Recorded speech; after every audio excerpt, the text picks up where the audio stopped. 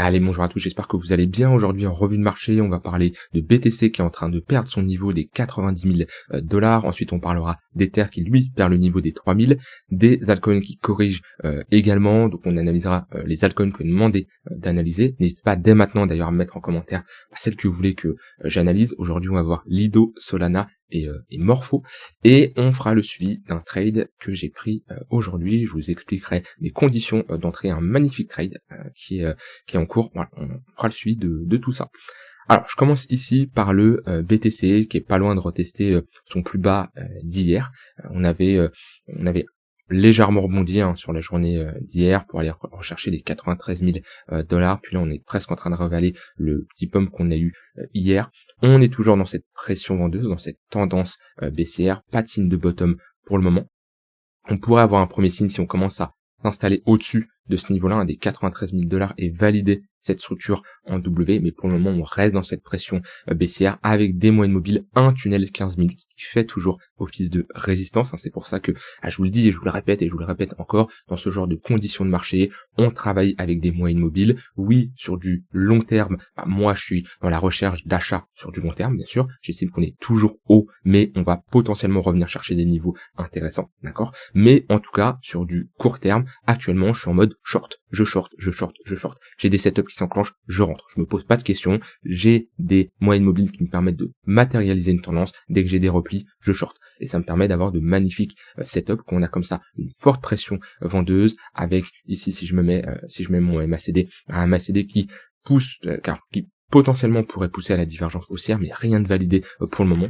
Pour le moment, on est toujours dans un flux et un momentum baissier. J'ai fait un cours sur le MACD il y a pas très longtemps. N'hésitez pas à aller le voir. Ici, on voit qu'on a une pression vendeuse avec pourquoi pas une divergence haussière qui pourrait se valider si on commence à rejeter ici et retrouver un momentum positif. Mais pour le moment, on reste ici dans un momentum qui est baissier. Donc oui, on pousse à la divergence haussière sur du plus court terme, mais une divergence haussière n'indique pas une inversion de notre dynamique, ça nous indique un affaiblissement au niveau des vendeurs. Mais des vendeurs faibles seront toujours plus forts que des acheteurs absents. Et pour le moment, on n'a aucun acheteur. Donc pour le moment, je patiente. Pour du spot long terme, je patiente. Pour du court terme, je travaille à fond et c'est là l'importance de trader dans ce genre de conditions, c'est qu'ici un investisseur, soit il se fait défoncer, soit il attend. Il n'y a pas d'entre-deux, il peut pas performer ici. Il n'y a rien à faire sur le BTC, Ether et les altcoins. Il y a toujours quelques altcoins qui peuvent faire des performances, mais voilà, soit un investisseur ici, il prend une grosse baisse sur son capital, ou alors même s'il est 100% cash et il est sorti au point le plus haut, il ne fait rien, parce qu'il n'y a aucun setup qui s'enclenche pour le moment. C'est là que, en tradant, on peut faire augmenter notre bag, on peut trouver des trades qui permettent tout simplement de récupérer du cash, même dans un marché ici comme ça, qui est en tendance baissière. Donc, voilà, je vous ai dit, on est dans une zone, pour moi, ça me surprendrait pas de consolider, sauf si vraiment on a une grosse pression vendeuse, on commence je serais assez surpris, honnêtement, sans avoir de rebond fort, passer de 100 000 $ à 80, 70 000 $, ouais, je serais assez surpris. C'est assez rare quand même que le BTC réalise un moins 30%, parce qu'on a déjà eu des news très bearish comme le crack Covid, FTX, mais en plusieurs jours, voire plusieurs semaines, avoir un moins 30% sans rebond, c'est vrai que c'est assez rare. Si vraiment on n'arrive pas à poser un bottom ici, vers les 90, alors c'est pourquoi pas aller chercher ici le bas de cette imbalance vers les 86 000. Là, on a un petit support intermédiaire je préfère le support auquel on est. Pour moi, j'aurais plus de conviction d'aller chercher, de poser un bottom sur ce niveau-là. Mais s'il ne tient pas, on fait niveau par niveau. Et là, le prochain niveau, ça sera à peu près cette zone-là, vers les 86 000 $ avant la grande zone là que j'attends, où là, sur du spot long terme, je commencerai clairement à me positionner. Alors, on en est loin encore, d'un point de vue baisse en pourcentage, c'est un moins 20%. Donc voilà, quand on regarde comme ça la charte, on pourrait se dire que c'est à côté, mais moins 20%, c'est pas du jour au lendemain qu'on fait ça en général sur le BTC. Donc voilà, mon état d'esprit n'a pas changé, mon plan est toujours le même, j'ai du cash qui est prêt à être déployé plus bas, d'accord, le taf qu'on a fait ces précédents mois qui nous ont permis de récupérer du cash, de sécuriser à minima. J'ai toujours du BTC, bien entendu, parce que j'ai un profil qui me fait que je ne vendrai jamais tous mes BTC, c'est comme ça, c'est quelque chose que j'ai mis en place, que j'accepte, mais dans ce cas-là, je suis pas là à regarder mon portefeuille, à me soucier de la performance à partir du moment où j'accepte et j'ai une vision très très long terme. Maintenant, mon capital, je le divise en plusieurs parties. Je vais avoir une partie trading court terme, Donc globalement, intraday, swing, globalement pour mes trades que je vais prendre avec des effets de levier ou pas, ça dépend. Mais globalement mon trading actif, d'accord. Donc là je vais avoir globalement un capital qui va bien sûr pouvoir faire du cash et pourquoi pas me le mettre ensuite en fonction de ce que je veux faire, ça dépend des moments. Des fois je vais augmenter mon capital de trading, des fois le cash que j'ai fait grâce à mon trading je le mets sur mon portefeuille d'investissement, ça va dépendre. J'ai un portefeuille d'investissement plutôt on va dire actif, d'accord, c'est à dire que mon but ça va être de jouer un cycle, ça veut dire je vais essayer de me positionner bas, par exemple sur BTC à 20 000 $, ok, pour ensuite chercher à prendre des profits 70 000, 100 000, 120 000 $. Donc là, c'est l'investissement un peu plus actif. Des fois, sur des altcoins, je peux être un peu plus agressif, d'accord. Et au lieu de me positionner sur 1 an, 2 ans comme ça, je vais me positionner sur quelques mois. Donc ça, c'est mon portefeuille d'investissement actif. Et je vais avoir un portefeuille un peu d'investissement plutôt passif, où là, mon but, c'est juste d'accumuler du BTC sur du long terme, avec une horizon de temps très très long terme. Et alors ça dépend, des fois mon cash trading va dans mes investissements actifs et mon cash de mes investissements actifs vont dans mes investissements passifs. Des fois je peux faire ça, des fois je peux prendre un peu plus de cash d'ici. Voilà, j'ai pas de règle fixe là-dessus, mais globalement j'ai 3 gros capitaux comme ça. Un en trading, un pour l'investissement plutôt actif, où je vais pas hésiter à sortir si j'ai des signaux qui sont pas terribles, et un investissement plutôt très long terme, où là dans ce genre de cas, je hold parce que j'ai des convictions plutôt long terme. Bon, comme je l'ai dit ici sur le BTC, on met des moyennes mobiles, on met des points pivots, ok, et on regarde tout simplement ce qu'on a. On n'est pas loin ici d'un point pivot weekly, pas loin de là où on a posé un bottom, mais pour le moment, moi, la meilleure chose à faire, c'est les replis, ça se short. On casse le tunnel 15 minutes, ok, bah là, objectif, aller chercher le tunnel 1 heure. Comme on a fait ici, vous voyez, on avait le 15 minutes qui faisait office de résistance, on l'a cassé, on est revenu chercher le 1 heure, on l'a même break, ok, on a réintégré, puis après le 1 heure a refait office de résistance, et depuis qu'on a vraiment perdu les 100 000 $, on a eu quand même une grosse accélération à la baisse, et tous les replis dans le tunnel 15 minutes pour le moment sont vendus. Donc pour le moment, je reste dans cette dynamique où je short les rebonds. Maintenant, je vais pas commencer à prendre des shorts ici, parce qu'on est au niveau de notre précédent creux, on a une bonne réaction acheteuse quand même. Le but, c'est toujours d'avoir un short avec un bon risk-reward. Ici, je ne me positionne jamais sur un niveau de support. Tout trader ne va jamais long un niveau de support, d'accord? Parce que vous n'avez pas un bon risk-reward, vous n'êtes pas sur une zone d'intérêt. Vous n'êtes pas dans le sens des probabilités, et c'est la pire chose de short un niveau de support, comme de long un niveau de résistance. Beaucoup ont long les 93 000 $, alors que on est sur un niveau de résistance. Faites l'inverse de ce que la majorité des gens pensent, vous aurez clairement de meilleurs résultats. Donc là, on se situe, il n'y a pas 40 000 scénarios, c'est soit on rebondit, pour revenir chercher à nouveau le tunnel 15 minutes, où là, il faudra voir tout simplement si on a une réaction vendeuse à nouveau, comme on a eu ici, et prendre des shorts, pour viser de la continuation de tendance. Soit on casse, et on a une accélération, et là, on pourra surveiller le tunnel bleu, ici, qui est le tunnel 3 minutes, ou en général, qu'on a des cassures, là, on est sur du très très court terme, entre le scalping et l'intraday. Quand on a des cassures, c'est très intéressant d'utiliser ce tunnel bleu pour faire de la continuation de tendance. Et après, quand on le perd, en général, on est quand d'aller chercher le 15 minutes. Mais ça, c'est intéressant uniquement si on a vraiment une accélération à la baisse en cassant ce creux-là. Pour le moment, c'est pas le cas. Donc, le but, c'est pas spécialement de l'anticiper. On réagit tout simplement à ce qu'on voit. Voilà, sur le BTC, pas grand chose à dire, à part, si je prends les deux profils, profil investisseur, je patienterai encore. Parce que on est encore haut. Alors la charte elle est moche. En weekly c'est très très moche. On en avait parlé. De toute façon, si on perdait ces niveaux-là, ça me surprendrait pas et ça me surprend toujours pas d'avoir une accélération comme ça à la baisse, parce qu'on a une inversion de notre dynamique. On a des acheteurs qui ont la tête sous l'eau, des acheteurs qui sont bloqués. On a ici une pression vendeuse par des shorts qui poussent sur les contrats perpétuels, et également des longues qui clôturent leur position parce qu'on a des signaux de retournement, parce qu'on a des acheteurs qui sont bloqués, qui ont la tête sous l'eau, parce que on liquide également du monde tout simplement. Et ça on l'a vu sur l'order flow, on l'a vu ici que sur le CVD spot, on a eu ici une grosse baisse, une grosse pression vendeuse, c'est-à-dire tout simplement des longues qui ont clôturé leur position. Et ça a été confirmé en même temps avec une montée de l'open interest là sur les futurs qui ont en plus poussé ce mouvement-là. Donc on avait et des futurs qui étaient bearish et un spot qui était bearish, qui n'est vraiment pas bon de manière générale. Donc voilà, on patiente, tracez vos niveaux, comme je vous l'ai dit, le plus gros taf, il doit être fait maintenant. C'est-à-dire que c'est comme, je vous disais la même chose quand on était dans un bull market, d'accord? Je vous disais exactement la même chose, pensez à tracer vos zones de prise de profit. Ceux qui l'ont fait, aujourd'hui, ils sont à l'aise. Ils ont leur cash de côté, ils sont tranquilles. Alors je dis pas qu'il y a pas une partie de leur portefeuille qui subit cette baisse, ils sont pas spécialement 100% cash, mais il y en a qui sont tranquilles, qui ont 50, 40, 60% de cash, qui est prêt à être investi plus bas.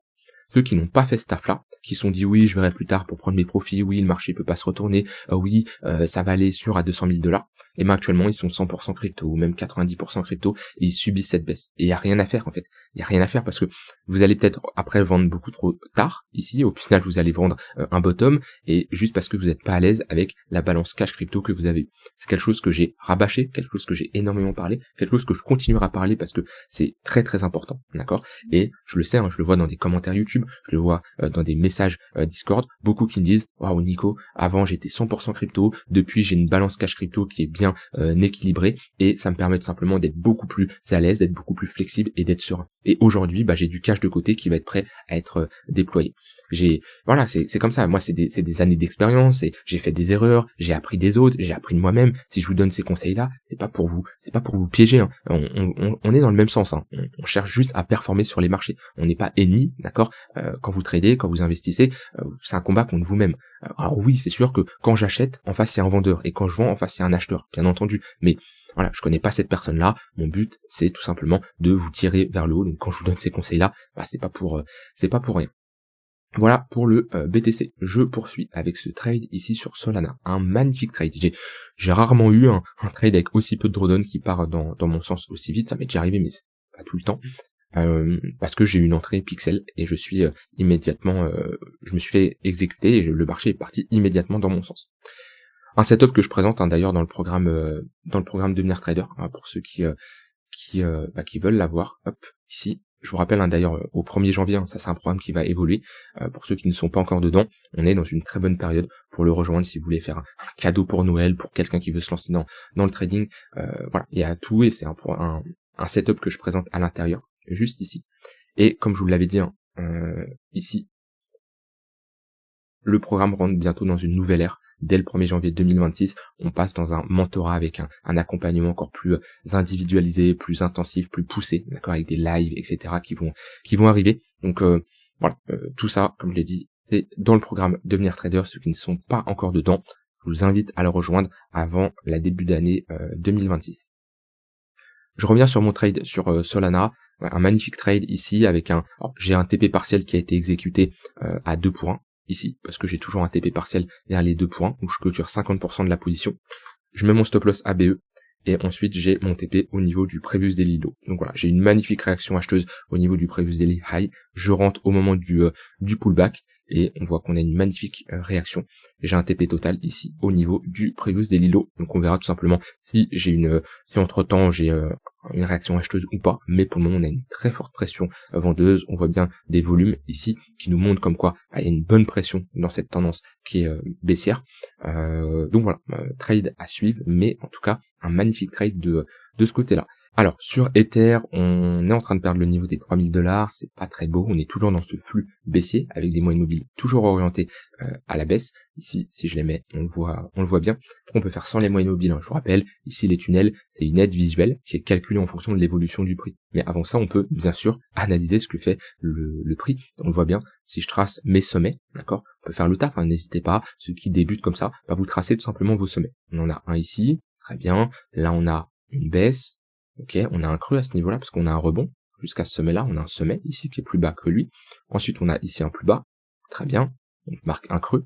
On a ici une petite tendance baissière, j'ai envie de dire, avec des sommets intermédiaires, mais pas des gros sommets non plus. On va être dans des sommets intermédiaires sur des plus petites unités de temps, pour former ici un autre sommet, pour former ici un creux, ok, pour avoir un petit rebond et former un nouveau sommet ici, un creux, et un sommet, vous voyez. Donc, qu'est-ce que j'ai ici? J'ai une trend qui est baissière, j'ai une tendance qui est baissière. Pour inverser cette tendance, ici, il faudrait repasser au-dessus des 3000, 3002. Si on a quelque chose comme ça, ok, là on aurait un signal qui serait pas mal, puisqu'on aurait une confirmation, comme quoi on break les pressants sommets. Et du coup, on aurait des acheteurs qui se manifesteraient, qui nous inverseraient cette dynamique, des vendeurs qui seront underwater, la tête sous l'eau, et on pourrait avoir un petit rallye. Alors, c'est pas ça qui nous ramène à 5000 $, mais pourquoi pas entamer une petite tendance haussière, avoir un rebond, par exemple, à 3600. C'est tout à fait possible, et être ici dans un gros range. c'est une possibilité. Maintenant, pour le moment, c'est pas le scénario numéro 1. Pourquoi? Parce que on reste dans ce flux baissier, dans cette dynamique qui est baissière. Et pareil, comme BTC, on prend des moyennes mobiles. Et ici, on cherche tout simplement des confluences pour faire de la continuation de tendance. Sur Ether, j'ai moins de trades intéressants que sur le BTC, mais dans tous les cas, il reste dans un flux baissier, et pour le moment, attention à ceux qui cherchent des longues. C'est exactement le même scénario que sur BTC. Sur du court terme, je vais plutôt chercher des shorts pour accompagner cette tendance baissière, et je vais attendre sur du long terme. Le niveau des 3000 $, c'est un niveau, je vous ai dit, qui m'intéressait. Si et uniquement si j'ai une réaction acheteuse, d'accord. Pour le moment, j'en ai pas, donc je vais attendre le prochain niveau, les 2200. On voit bien ici, déviation, réintégration, objectif, aller chercher l'extrémité opposée, déviation, réintégration, objectif, milieu de range, extrémité opposée. Donc voilà, on verra comment le marché évolue, mais dans tous les cas, sur Ether, 2200, c'est une bonne zone selon moi pour se positionner. Alors, marché US qui latéralise toujours, voilà, qui a validé quand même ce M-top, mais pas avec non plus un gros breakout. Je vais surveiller également, ça inclut les cryptos. Demain, on a des annonces économiques, d'accord. On a le NFP, on a le taux de chômage, donc ça va être des annonces très importantes à surveiller parce qu'on a eu le shutdown aux États-Unis, ça fait longtemps et là on commence à avoir à nouveau des annonces, donc c'est plutôt pas mal. Hein. Ça peut nous permettre d'avoir de la visibilité sur la prochaine réunion que va avoir que la Fed, le prochain FOMC dans 21 jours, avec la décision sur les taux. Est-ce qu'on va avoir une baisse des taux? Est-ce qu'on va pas avoir de baisse des taux? Le discours de Powell, tout ça, on a besoin de news comme ça pour savoir à peu près où on va. Et le marché en a besoin. Et sur le marché US, S&P, Nasdaq, comme je vous l'avais dit, on reste sur des niveaux hauts. On est en train de valider des structures de retournement, même si on pourrait dire qu'on reste dans des grosses phases comme ça de latéralisation.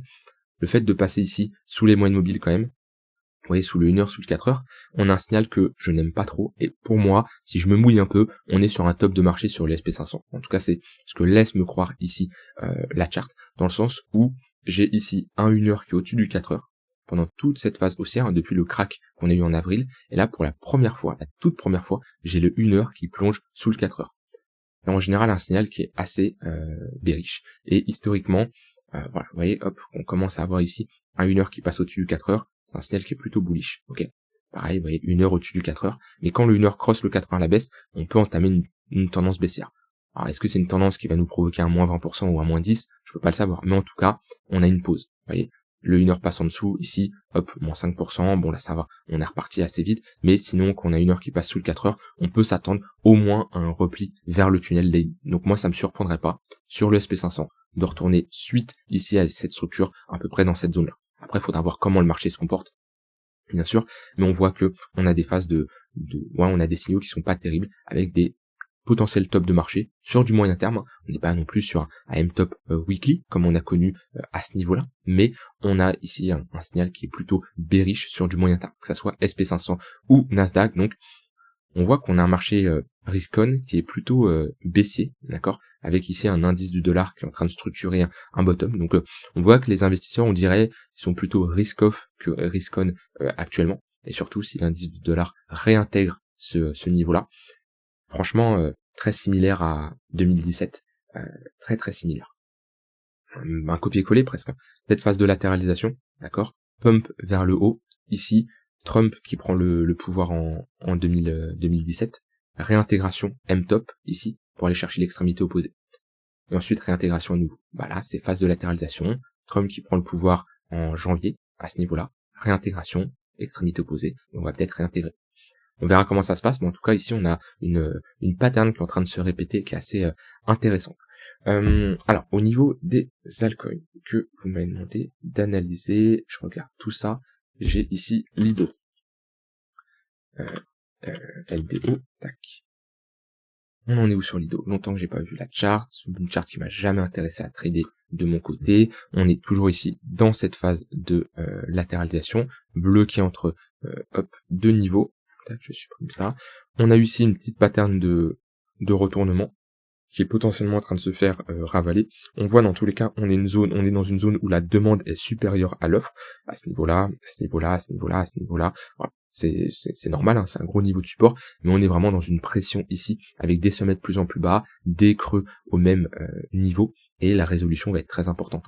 Si on commence à casser à ce niveau-là, sans avoir de réintégration, on sort d'une phase de latéralisation qui existe depuis des années, et pour moi ici, Lido ne refera jamais d'ATH, c'est terminé. Là, il y aura tellement d'acheteurs bloqués, que le moindre pullback, bah, ça sera des acheteurs qui prendront leur profit, qui prendront leur perte, potentiellement à break-even, et ouais, on aura du mal à repartir sur le mois. Donc on va falloir surveiller l'évolution de cette zone de support. Mais on est dans une zone où on a plus de chances d'avoir une réaction acheteuse, mais il faut pas l'anticiper, la réaction acheteuse. Il faut tout simplement réagir à ce qu'on voit. Et pour moi, ce que je vois, c'est une pression qui est vendeuse. Si je mets pareil des moyennes mobiles, hop, bah, vous voyez, on est sous le 1 heure, sous le 4 heures, sous le daily, sous le 3 jours. Faudrait repasser au-dessus du 1 heure, repasser au-dessus du 4 heures, pour là avoir un signal plutôt bullish. On m'a demandé une analyse de Solana. Il est où mon crypto? Ah, je prends une Binance, c'est pas grave. Si je l'écris comme ça, c'est normal. Bon, Solana, il y a pire, mais pour le moment, on est clairement dans une dynamique baissière. Sur du moyen terme, sur du long terme, on reste haussier dans une phase de latéralisation. Donc voilà, c'est très simple, hein. Après c'est du trading de range. Hein. C'est-à-dire que quand on est proche de l'extrémité haute, 200, 240 $, il n'y a aucun setup et aucun signe qui nous dit faut se positionner, parce qu'on est dans une extrémité haute. Et quand on est vers l'extrémité basse, tout ce qui vient chercher les 120 $, voire plus bas, ça peut être intéressant. Moi, rappelez-vous, hein, j'avais ici mis les ordres d'achat de 120 à 80 $, qui avaient été exécutés à 60% à peu près, et j'avais TP sur ce premier rebond et sur ce rebond ici. Là, je vais voir. Là, on a un contexte qui est différent. Comparé à ici, où pour moi, on était ici sur une déviation et on avait de penchant de retourner chercher l'extrémité opposée. Chose qu'on a faite, au final, mon analyse était bonne. Là, c'est différent parce qu'on a un BTC qui casse sa structure et qui envoie un signal qui n'est pas terrible. Donc, à moins que Solana nous propose une petite pattern ici, qui me montrerait comme quoi je peux me positionner avec un stop loss assez serré, je préfère patienter pour le moment, parce que si on commence à sortir de cette phase de latéralisation sur Solana, on peut bien dégringoler et retourner chercher des niveaux bien plus bas. Donc voilà, ça c'est clairement quelque chose qu'il faut surveiller. Maintenant sur du moyen terme, c'est pareil, c'est une charte qui est baissière. De toute façon, vous avez vu, si je prends un short ici sur Solana, c'est pas pour chercher des longues non plus sur du 1 heure 4 heures. OK, j'ai toujours une convergence en général des unités de temps, j'essaye toujours d'avoir un 1 heure qui est baissier, un 4 heures qui est baissier, un daily qui est baissier, ce qui est le cas actuellement où toutes les unités de temps sont orientées à la baisse. Et on voit bien que les sommets sont de plus en plus bas, donc plutôt dans une dynamique où je vais chercher des shorts, mais attention, on revient chercher des niveaux bas, donc ça devient tard pour chercher des shorts. Une jambe baissière, une deuxième, une troisième, une quatrième, on commence à être sur une tendance qui est mature. Et une tendance qui est mature, on peut faire un cinquième, sixième, septième. Attention, on n'anticipe pas le bottom, jamais. Par contre, on peut être juste un peu plus méfiant et se dire que on est potentiellement sur la fin d'une tendance. Mais on ne l'anticipe pas. C'est-à-dire, je vais pas prendre des longues ici, mais je peux continuer à prendre des shorts, mais en étant plus prudent, parce qu'on a un affaiblissement du momentum. C'est normal, on est sur une tendance, comme je l'ai dit, qui est mature. Et derrière crypto, Morpho. Hop, weekly. Qu'est-ce que j'aime pas ce genre de chart? Il y a rien à faire. Honnêtement, il y a rien à faire sur ce genre de chart. D'un point de vue vraiment trading, investissement, pas grand chose à faire non plus. En fait, on a validé cette structure en W. Ouais, ça met de plus en plus haut. Très bien. On a ici notre ligne de coup. On a pullback une fois, deux fois, trois fois, plusieurs fois.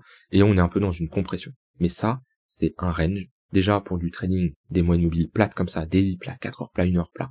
Moi, je skip la chart. Je cherche même pas à faire une analyse plus poussée parce que je sais que je vais pas avoir de trades qui vont s'enclencher. Je préfère trade la tendance et ce genre de chart, c'est insupportable à trader. Donc, je préfère avoir ici un gros pump haussier avec un plus 30, plus 30, 40%. Voilà, comme ça, j'ai clairement un gros break avec un bon momentum, voire un break baissier. Et là, je peux entamer une dynamique baissière et trader comme on a ici. Vous voyez, ça, c'est parfait.